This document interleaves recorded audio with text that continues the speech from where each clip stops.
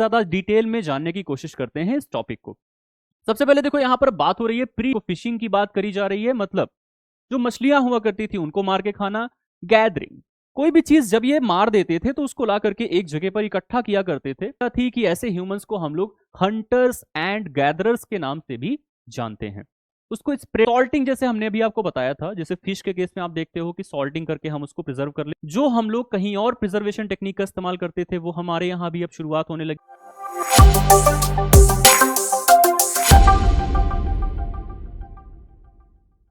Hello students, welcome to so education. दोस्तों, introduction to basic food science के portion में आज हमारी सबसे पहली क्लास होने वाली है और इस क्लास का जो हमारा टॉपिक है वो है हिस्ट्री ऑफ फूड। तो बेसिकली हम यहाँ पर कुछ चीजों को जानने की कोशिश करेंगे कि जो फूड है उसकी हिस्टोरिकल पर्सपेक्टिव क्या था, कैसे जो अर्ली ह्यूमंस हुआ करते थे वो किस फॉर्म ऑफ फूड को कंज्यूम करते थे और कैसे हम यहाँ पर फूड को प्रिजर्व करने की शुरुआत करते हैं, उसका टाइम एरा क्या हो जाता है और कैसे आज के इस दौर से अगर हम पुराने दौर को कंपेयर करेंगे तो फूड के डेवलपमेंट का जो एरा है वो शुरू होता है। आइए शुरू करते हैं अपनी इस क्लास को और ज्यादा डिटेल में जानने की कोशिश करते हैं इस टॉपिक को। सबसे पहले देखो यहाँ पर बात हो रही है प्री हिस्ट्रिक एरा की। बेसिकली देखो, प्री हिस्ट्रिक एरा उस एरा को कहते हैं जो कि बहुत ही प्राचीन काल हुआ करता था, जहां पर जो भी चीजें थी उसके साक्ष्य जो है हमें लिखे हुए नहीं मिलते हैं। मतलब ये एक ऐसा एरा था जहां पर कोई भी चीज लिखी हुई हमको नहीं मिलती है। ठीक है, तो इस एरा में जो ह्यूमंस हुआ करते थे, जाहिर सी बात है अगर वो जिंदा रहते थे तो कुछ ना कुछ खाया करते होंगे। ठीक है, तो जो भी चीज वो खाते थे उसको कौन से मीडियम के थ्रू वो प्राप्त करते थे, तो यहां पर आपको बताया गया है कि ये करते थे हंटिंग। ठीक है, हंटिंग मतलब शिकार करना। किसी भी जानवर को अगर ये देखते थे तो उनको मार करके उनको एज अ फूड वो कंज्यूम करते थे। इसके अलावा देखो फिशिंग की बात करी जा रही है, मतलब जो मछलियां हुआ करती थी उनको मार के खाना। गैदरिंग, कोई भी चीज जब ये मार देते थे तो उसको ला करके एक जगह पर इकट्ठा किया करते थे ताकि जब भी उनको भूख लगे तो वो उसको कंज्यूम करके अपनी जो एनर्जी की रिक्वायरमेंट है उसको फुलफिल कर सकें। ठीक है, यही वजह थी कि ऐसे ह्यूमंस को हम लोग हंटर्स एंड गैदरर्स के नाम से भी जानते हैं। आगे देखो क्या बात हो रही है कि ये लोग कौन से टूल्स का इस्तेमाल करते थे फूड्स को ऑब्टेन करने के लिए, तो यहां पर स्टोन टूल्स का ये इस्तेमाल करते थे। मतलब पत्थर से बने हुए औजारों का इस्तेमाल करते थे और उससे अपने फूड को प्रिपेयर करते थे। ठीक है, डाइट की अगर हम बात करें कि किस टाइप के फूड की डाइट इनकी हुआ करती थी, तो देखो रॉ चीजें ये खाया करते थे। ठीक है, जो भी चीजें ये खाते थे, जैसे कि फ्रूट्स जो थे वो रॉ फॉर्म में थे, नट्स खाया करते थे। नट्स मतलब जो आपके वॉलनट, ट्री नट, ये सब होते हैं। रूट्स को खाया करते थे और एनिमल मीट को खाया करते थे।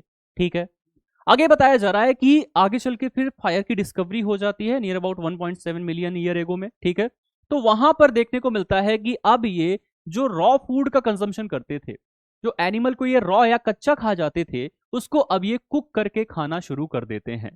ठीक है, मतलब पका के खाने की शुरुआत हो जाती है सेफ्टी के साथ, और इनकी जो डाइजेस्टिबिलिटी थी वो भी बढ़ जाती है। जो चीज पचने में बहुत समय लग रहा था क्योंकि वो चीज कच्ची हुआ करती थी, अब उसको पका के खाने की शुरुआत होती है तो उसकी डाइजेस्टिबिलिटी बहुत ही इंप्रूव हो जाती है।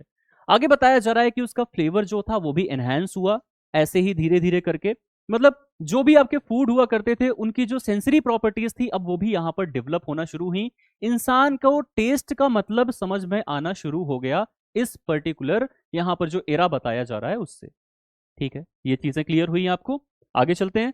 आगे देखो, अब बात हो रही है एग्रीकल्चरल रिवोल्यूशन की, यानी जो आपका एक क्रांति सा आता है जिसमें कि सब लोग फार्मिंग की शुरुआत कर देते हैं।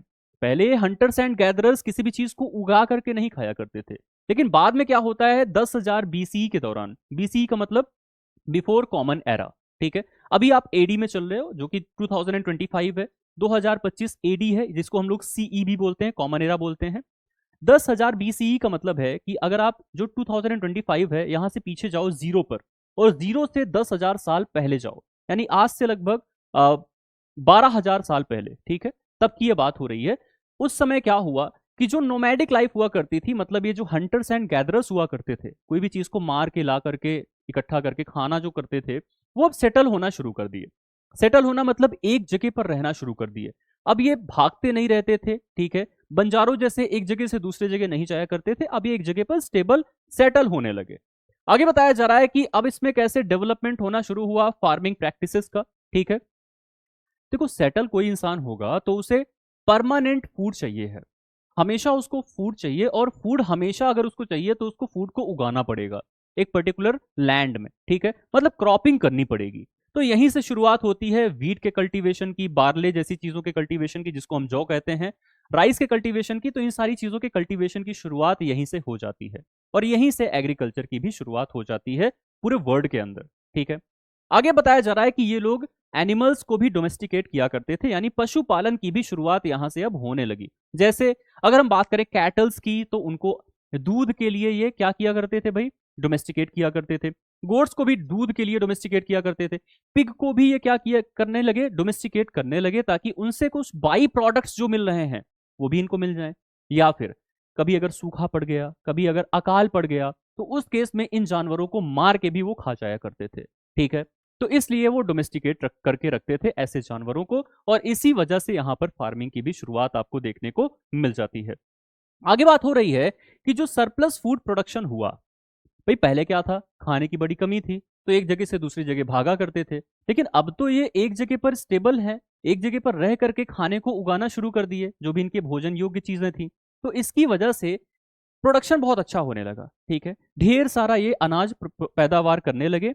अब इनसे इनका एक बेनिफिट हुआ कि जब आपका पेट भरा हुआ होता है तब आपका दिमाग चलना शुरू होता है, ठीक है। तो यहीं से इनकी सिविलाइजेशन की शुरुआत होती है, और ये फूड के ऊपर बाकी के एक्सपेरिमेंट्स को करना शुरू करते हैं आगे के दौर में, ठीक है। तो आइए आगे चलते हैं। अब आगे देखो, अब बात हो रही है डिफरेंट काइंड ऑफ सिविलाइजेशन की। सिविलाइजेशन का मतलब होता है कि जो ह्यूमंस एक जगह पर इकट्ठा होकर के रहते थे, वो एक सिविलाइज्ड सोसाइटी का निर्माण करते हैं, ठीक है। उसमें व्यापार भी देखने को मिलेगा, उसमें different kind of food product देखने को मिलेंगे, उसकी जो इकोनॉमिक एक्टिविटीज हैं वो बहुत ही बड़ी आपको देखने को मिलेगी। तो इस वजह से हम डिफरेंट काइंड ऑफ सिविलाइजेशन में फूड का क्या रोल था, इसके बारे में भी थोड़ा सा चर्चा करते हैं। सबसे पहले अगर हम बात करें इजिप्ट के सिविलाइजेशन की, तो यहां पर आपको देखने को मिलेगा कि ये लोग नमक का इस्तेमाल करते थे मीट और फिश को प्रिजर्व करने के लिए, यानी इसको हम लोग बोलते हैं सॉल्टिंग, ठीक है। नमक डाल करके किसी भी चीज को लंबी अवधि के लिए, लंबे समय के लिए प्रिजर्व करके रखना, ताकि वो हम बाद में भी खा सकें। इसके लिए सॉल्टिंग जैसे मेथड्स का यहां पर इस्तेमाल किया गया। आगे बताया जा रहा है कि फर्मेंटेशन जैसी चीजों के भी साक्ष्य आपको देखने को मिलते हैं इजिप्शियन सिविलाइजेशन में। फर्मेंटेशन का मतलब यह है कि जो बियर का प्रोडक्शन हुआ, जो ब्रेड का प्रोडक्शन हुआ, उसमें फर्मेंटेशन की वजह से ही होता है। बिना फर्मेंटेशन के आप बियर या ब्रेड जैसी चीजों को प्रोड्यूस ही नहीं कर सकते हो, बना ही नहीं सकते हो, ठीक है। तो वहां पर ऐसी चीजें भी आपको देखने को मिलने लगी, ठीक है। तो ये आपको साक्ष्य मिलते हैं कि अलग अलग सिविलाइजेशन में किस टाइप का फूड इस्तेमाल होता था। मेसोपोटामियन सिविलाइजेशन की अगर हम बात करेंगे, तो यहां पर ग्रेन्स को देखा गया कि ये स्टोर करके रखा करते थे ग्रेनरीज में। ग्रेनरीज वो जगह होती है जहां पर अनाज को इकट्ठा करके रखते हैं, ताकि आप भविष्य में अगर अकाल पड़ा या फिर आपको खाने की कमी पड़ी, तो आप वहां से ग्रेन्स को या अनाज को निकाल करके अपने लिए भोजन को बना सको, ठीक है। आगे बताया जा रहा है कि इसमें एक एक बड़ी यूनिक चीज देखने को मिली थी कि ये हनी का इस्तेमाल करते थे नेचुरल प्रिजर्वेटिव के रूप में। जिस भी चीज को ये प्रिजर्व करके रखना चाहते थे, उसमें ये हनी डाल डाल दिया करते थे। अब हनी के डाल देने से वो बहुत ही लंबे समय तक के लिए वैसे का वैसा ही बना रहता था, और जब भी उनको खाना होता था तो वो निकाल के खा लिया करते थे, ठीक है। Honey is a very good preservative. आगे देखो, अब बात करते हैं चाइनीज सिविलाइजेशन की। तो यहाँ पर आपको फर्मेंटेशन की बहुत ही डिफरेंट टेक्निक्स देखने को मिली, बहुत ही यूनिक काइंड ऑफ फर्मेंटेशन वाले फूड देखने को मिलते हैं।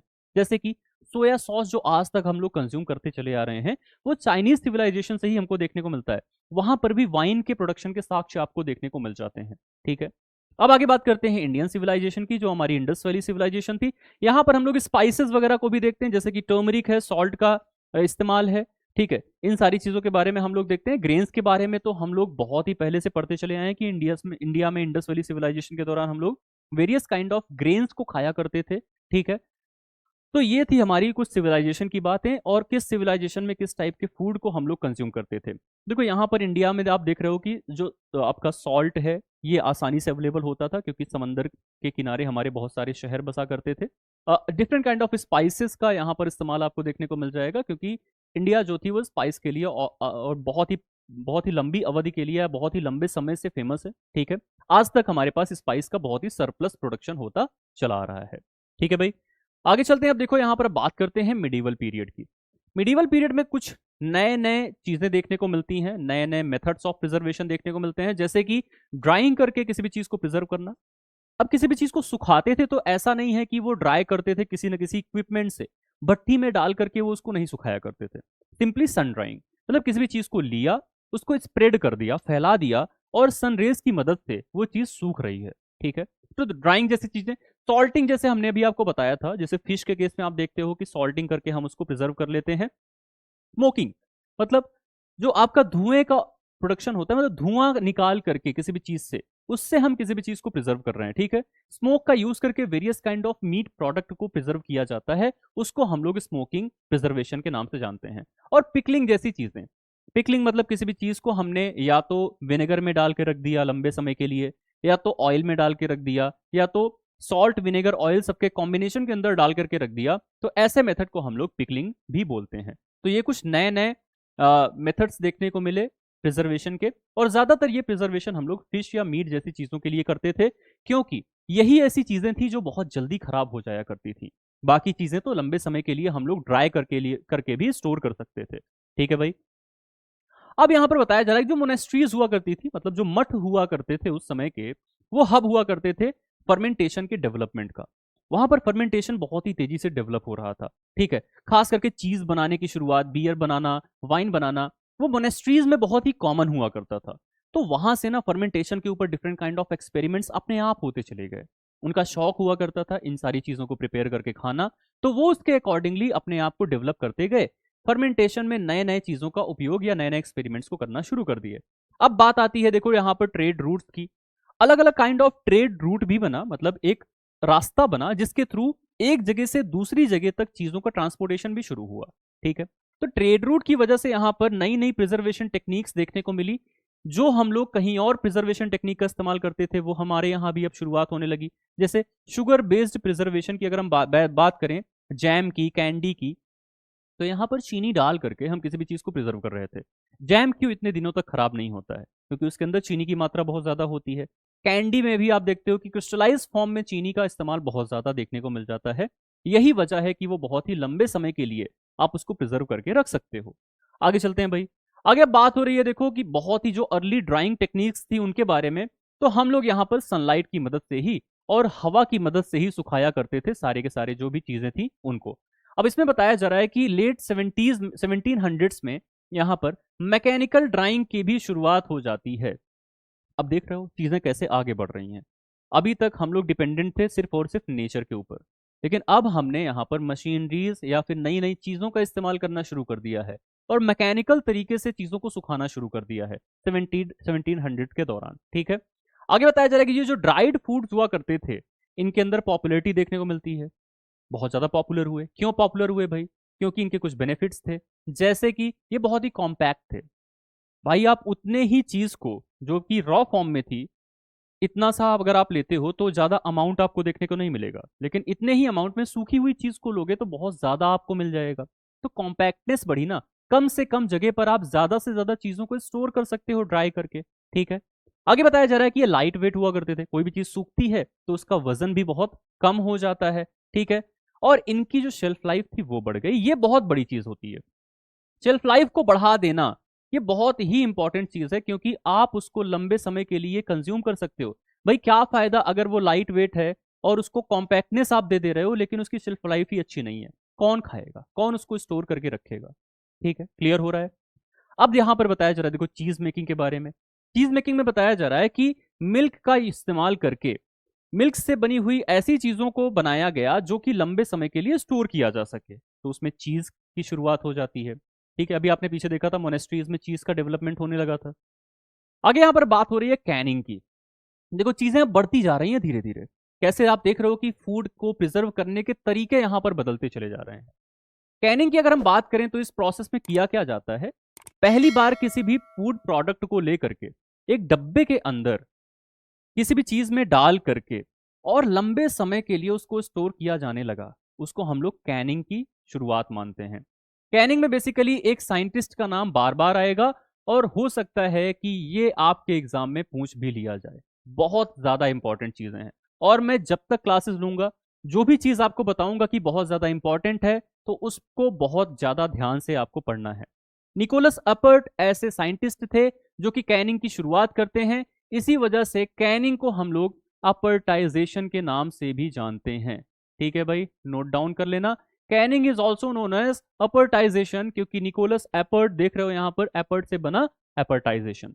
ये फ्रांस के रहने वाले थे। ठीक है, कॉन्फेक्शनर थे, कॉन्फेक्शनरीज को प्रिपेयर किया करते थे। ठीक है, और ये कैनिंग प्रोसेस की शुरुआत करते हैं, कब करते हैं? 1809 में करते हैं।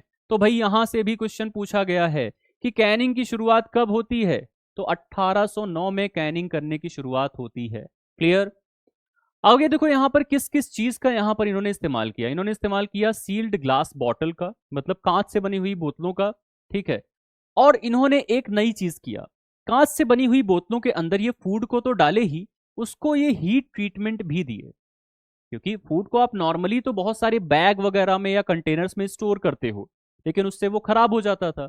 इन्होंने फूड को किसी कंटेनर के अंदर भर करके, खास करके कांच के कंटेनर में भर करके गर्म किया, और गर्म करने के बाद उसकी सीलिंग करा दी, मतलब उसके अंदर हवा ना जाने पाए।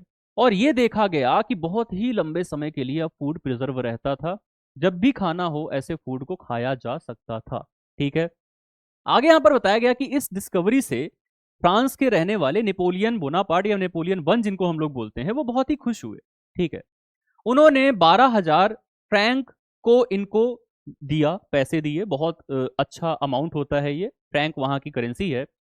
इसको दिया और उन्होंने बोला कि जो आपकी मिलिट्री फोर्सेस हैं जो कि दूसरे कंट्रीज में जा करके लड़ रही हैं, क्योंकि फ्रांस उस समय यूरोपियन कंट्री हुआ करती थी और बहुत सारे देशों पर उसका दबदबा हुआ करता था।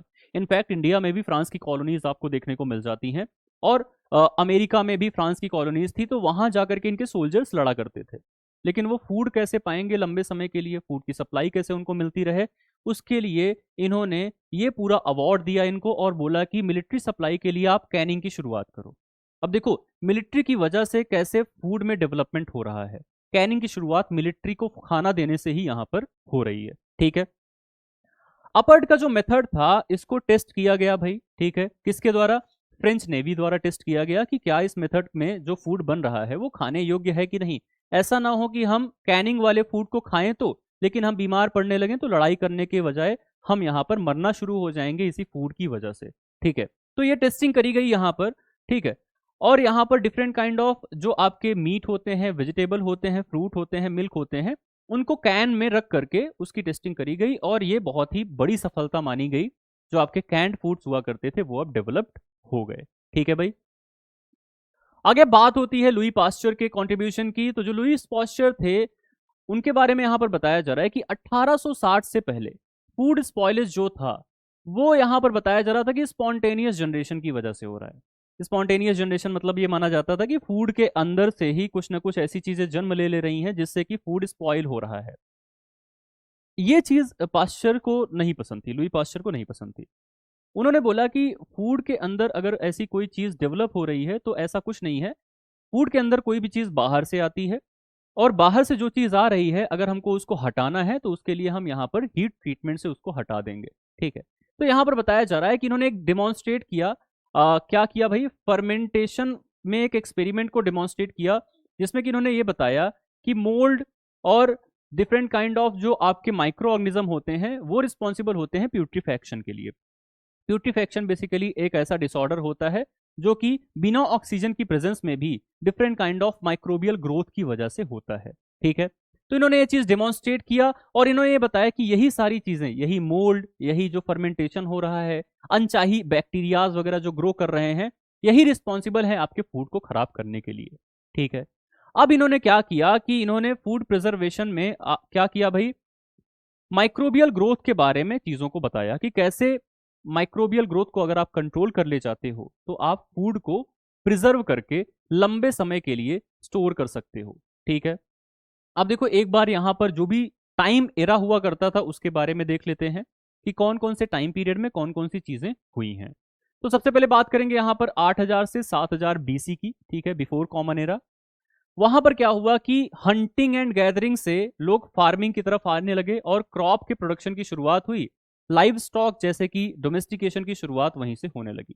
ठीक है, आगे बात होती है 4000 बीसी की। तो यहां पर आपको देखने को मिलेगा कि कुछ प्रिजर्वेशन टेक्निक्स की शुरुआत होती है, सॉल्टिंग, स्मोकिंग, ड्राइंग, और यहाँ पर स्नो का यूज करके, आइस का यूज करके फूड को स्टोर करना, जहां पर स्नो ज्यादा होती है ऑब्वियसली वहीं पर।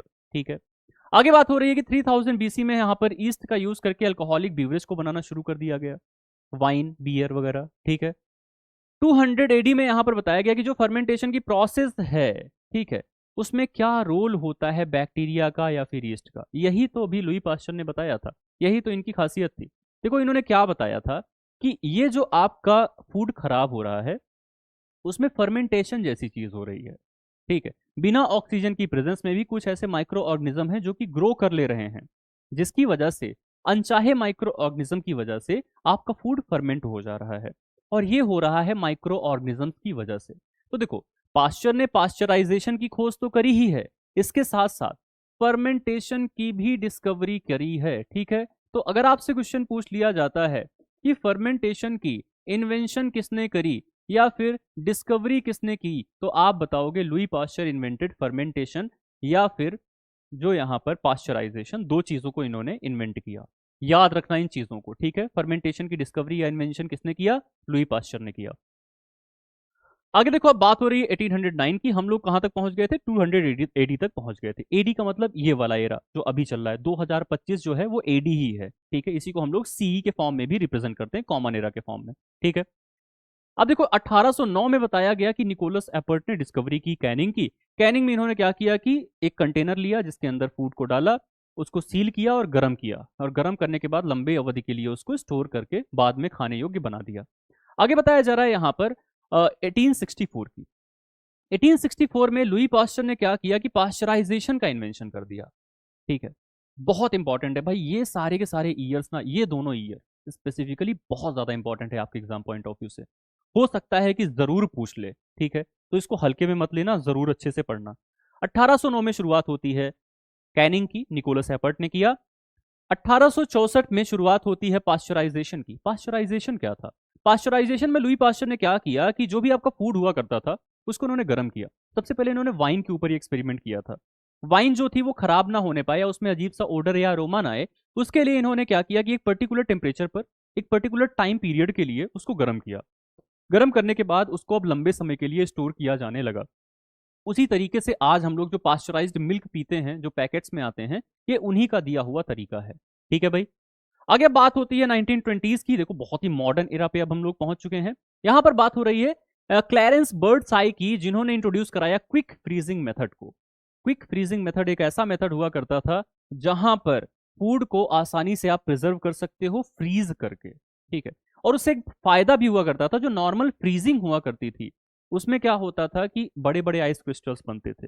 तो जब आप फूड को थॉइंग कराते थे, थॉइंग का मतलब है कि जब कोई भी चीज फ्रोजन है, जमी हुई है, आप उसको नॉर्मल टेम्परेचर पर लेकर के आते हो, बर्फ वगैरह हट जाए और आप उसको खाने योग्य अब दोबारा से कन्वर्ट कर सको, उसको थॉइंग कहते हैं। ठीक है, तो क्विक फ्रीजिंग में ये फायदा हुआ कि बड़ी ही आसानी से थॉइंग होती थी और फूड का जो टेक्सचर हुआ करता था वो पहले जैसा ही मेंटेन रहता था, तो उसकी क्वालिटी एट्रीब्यूट्स बड़ी अच्छी हुआ करती थी। तो उसके लिए यहाँ पर कॉन्ट्रीब्यूशन जाता है क्लियरेंस बर्डसाई को। ठीक है, अब देखो यहाँ पर चार्ट भी देख लेना।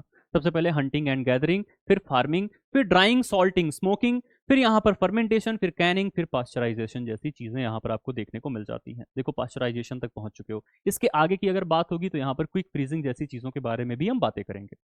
अब आते हैं भाई हम अपने मॉडर्न एरा पे, जो आज का दौर चल रहा है। इसमें यानी 20वीं और 21वीं सदी में कौन कौन से डेवलपमेंट देखने को मिल रहे हैं फूड के ऊपर। ठीक है, तो ये को बहुत ही एडवांसमेंट देखने को मिल रहा है, खास करके पैकेजिंग में, जैसे वैक्यूम पैकेजिंग। ठीक है, किसी भी चीज को लंबे समय के लिए स्टोर करना है तो क्या होता है कि इसको फॉइल के अंदर डाल करके इसके अंदर की सारी हवा को निकाल लिया जाता है। देख रहे हो, ये है वैक्यूम पैकेज्ड फूड प्रोडक्ट। आज के दौर में बहुत ही अच्छा तरीका है किसी भी फूड प्रोडक्ट को लंबे समय के लिए स्टोर करने का। ऑक्सीजन के कांटेक्ट में ही नहीं आएगा फूड प्रोडक्ट, ऑक्सीजन क्या किसी भी गैस के कांटेक्ट में नहीं आएगा, उसके अंदर की सारी हवा को एक्सपेल आउट कर दिया गया है। ठीक है, फ्रीजिंग टेक्निक में देखो यहाँ पर किसकी बात हो रही है, इंडिविजुअली क्विक फ्रोजन।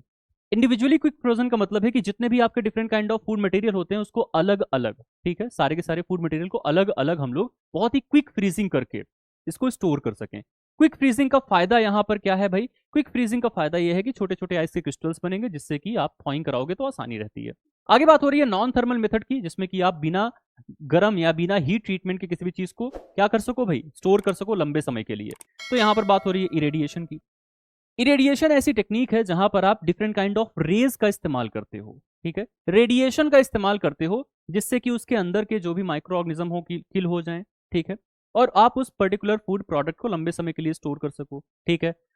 आगे बातें हो रही यहाँ पर सुपर क्रिटिकल फ्लूइड एक्सट्रैक्शन की। ये बहुत ही नए नए प्रोसेसेस हैं। Plasma technology, super critical food extraction, ये बहुत ही नए मेथड्स हैं, ठीक है। अब आगे बात हो रही है यहाँ पर आर्टिफिशियल प्रिजर्वेटिव्स की और एडिटिव की, जो कि आजकल के दौर में हम लोग यूज करते ही हैं, जैसे सोडियम बेंजोएट है, जैसे कि सल्फर डाइऑक्साइड है। ये सारी चीजें जो हैं आपके केमिकल प्रिजर्वेटिव हैं, जो कि आर्टिफिशियल होते हैं, फूड प्रोडक्ट में डाले जाते हैं। जो भी आप पैकेज्ड फूड प्रोडक्ट देखते हो उसके अंदर आप पढ़ते ही रहते हो कि इसके अंदर ये वाला प्रिजर्वेटिव है, वो वाला प्रिजर्वेटिव है। तो वो सब आज के नए प्रिजर्वेटिव हैं जो कि केमिकल प्रिजर्वेटिव्स के फॉर्म में है, ठीक है। उनके लिए भी एफएसएसएआई ने अपने लॉज बना रखे हैं, रेगुलेशंस बना रखे हैं कि एक पर्टिकुलर लिमिट से ज्यादा आप उस चीज को नहीं डाल सकते हो किसी भी फूड के अंदर, क्योंकि वो अनहेल्दी भी हो जाते हैं अगर ज्यादा कंसंट्रेशन में है तो ये तो हो गई भाई हमारी बात कि कैसे पुराने अपने प्री हिस्टोरिकल एरा से लेकर के आज तक कैसे हम फूड में चेंजेस को लेकर के आए हैं, फूड को इतना चेंज किए क्यों हैं, ताकि हम उसको लाइफ स्पैन बढ़ा सकें, क्वालिटी एट्रीब्यूट्स खराब ना हो, और उसको लंबे समय के लिए स्टोर कर सकें, ताकि जब भी मन करे हम उसको कंज्यूम करके खा सकें। तो स्टूडेंट्स, ये था आज आपका पहला lecture historical perspective of food के ऊपर। अब फिर मिलते हैं एक नए लेक्चर में, इन्हीं चीजों को और अच्छे से एक्सप्लेन करते हैं। तब तक के लिए धन्यवाद।